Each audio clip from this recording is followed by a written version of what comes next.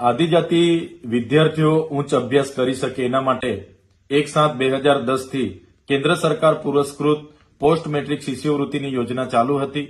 ગત વર્ષે 28/10/2024 ના રોજ ગુજરાત સરકારે એક પરિપત્ર બહાર પાડીને મેનેજમેન્ટ અને વેકેન્ટ કોટામાં અભ્યાસ કરતા વિદ્યાર્થીઓ માટે આ શિષ્યવૃત્તિની યોજના એમણે બંધ કરી હતી.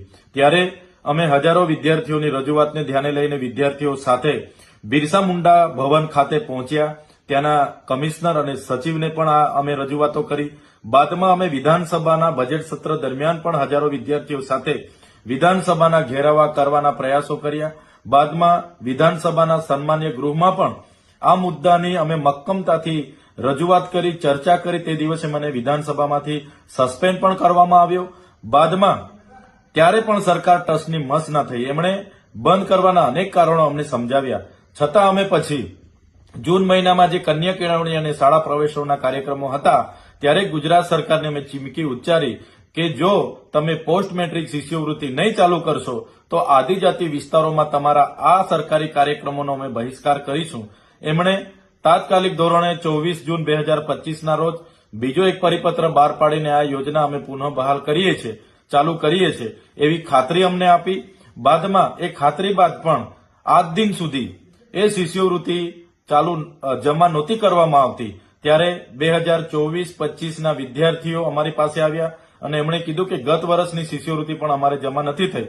ત્યારે અમે ગત 25 નવેમ્બર 2025 ના રોજ અમે બિરસા મુંડા ભવન અને સર્વેનો સંકુલ 1 મંત્રીશ્રીને મળ્યા અને અમે રજૂઆત કરી કે દિન 15માં જો 2024-25 ની શિષ્યવૃત્તિ જમા નહીં થશે તો અમે દિન 15 બાદ અમારે રચનાત્મક કાર્યક્રમો ગાંધીનગરમાં આપવા પડશે.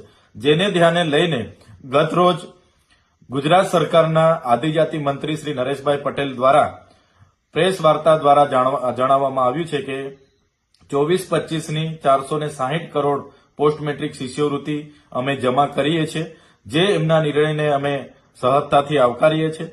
સાથે સાથે અમારા બીજા 3 મુદ્દાની પણ એમને રજૂઆત હતી કે જે ખોટા આદિવાસીના જાતિના દાખલા, કેટલાક ખોટા લોકોએ આદિવાસીના જાતિના દાખલા ઉપર નોકરી અને શિક્ષણમાં પ્રવેશ મેળવ્યો છે, એમની પણ તપાસ કરીને એમને દૂર કરવામાં આવે, કાર્યવાહી કરવામાં આવે એવી એક અમારી માંગણી હતી. બીજી કે જે હમણાંની ભરતી પ્રક્રિયામાં 40% મેરિટ ફરજિયાત આદિજાતિના ઉમેદવારોએ લાવવું એવી જે પ્રક્રિયા બનાવી છે એ પ્રક્રિયા નાબૂદ કરવામાં આવે અને અનામતના રોસ્ટર પ્રમાણે જેટલી જગ્યા આદિજાતિઓ માટે ફળવાય છે તમામે જગ્યા આદિજાતિઓ થકી જ ભરવામાં આવે એવી અમારી બીજી ત્રીજી માંગણી હતી. ચોથું કે આદિજાતિ વિકાસ વિભાગ દ્વારા સંચાલિત જે છાત્રાલયો છે એમાં મહિનાનું ફૂડ બિલ માત્ર 2100 રૂપિયા છે, એટલે પર ડેનું 70 રૂપિયા.